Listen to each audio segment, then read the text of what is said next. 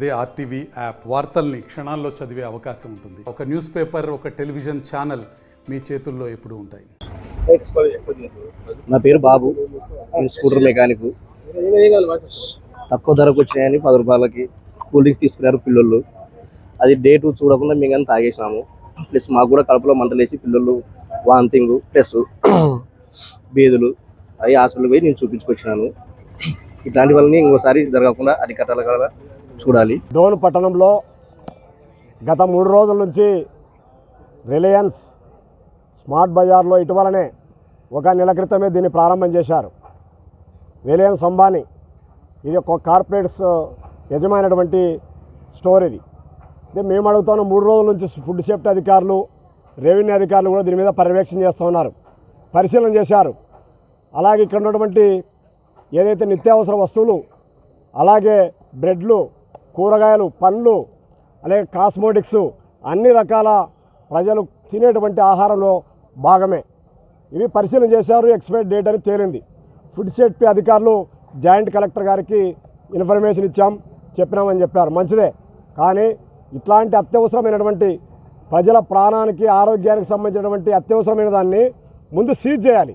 బయటకు పంపించడం ఏంది? ఇప్పటికి 3 రోజుల నుంచి మేము ఆందోళన చేస్తూ ఉన్నాం సిపిఐ పార్టీగా. ఇక్కడ దాదాపు 2 గంటలు అయింది ఆందోళన చేస్తున్నా.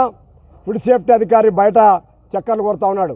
ఆయన ఏమైనా రిలయన్స్ కంపెనీతోన కుమ్మక్కయ్యాడా, లేదంటే డబ్బులు తీసుకొని అవినీతికి పాల్పడ్డా? ఆయన కథ కూడా జిల్లా కలెక్టర్ గారు, ఆర్డీఓ గారు తేల్చాల్సినటువంటి అవసరం ఉందని చెప్పి సిపిఐ పార్టీగా డిమాండ్ చేస్తున్నాం.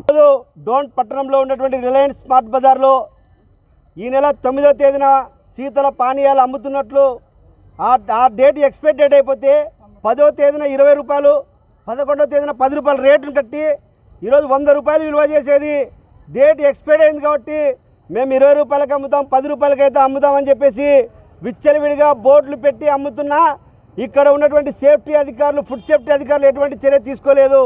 వాళ్ళ మీద ఫిర్యాదు చేసినా నిన్న తనిఖీలు చేశారు. స్వచ్ఛందంగా వచ్చి తనిఖీలు చేసినప్పటికి కూడా ఈరోజు 50 బస్తాల గోధుమ పిండిని, బ్రెడ్ ప్యాకెట్స్ని, అదేవిధంగా కూల్ డ్రింక్స్ని, ఇంకా అనేకమైనటువంటి ప్రొవిజన్స్ని ఈరోజు విచ్చలవిడిగా అమ్ముతూ ఉన్నారు. ఫుడ్ సేఫ్టీ అధికారులు మేము కొన్నాం, మమ్మల్ని ఎవరు ఏం చేసుకోలేరు, మీరు కూడా ఏం చేయలేరనే ఒక ధోరణితో ఈరోజు ప్రజల ప్రాణాలని, ప్రజల ప్రొవిజన్స్ ద్వారా కాపాడాల్సినటువంటి కల్తీ ఆహారాన్ని అరికట్టాల్సిన అధికారులు అమ్ముడుపోతే వీళ్ళపైన ఎవరు చర్యలు తీసుకోవాలా? ఈరోజు మా డోన్ మున్సిపల్ కౌన్సిలరు ఆర్డీఓ గారికి ఫిర్యాదు చేస్తే మేము జిల్లా జాయింట్ కలెక్టర్కి ఫిర్యాదు చేస్తే తప్ప ఇక్కడికి తహసీల్దార్ కార్యాలయానికి ఒక్కరే వచ్చి సీజ్ చేస్తున్నట్టు ప్రకటించారు.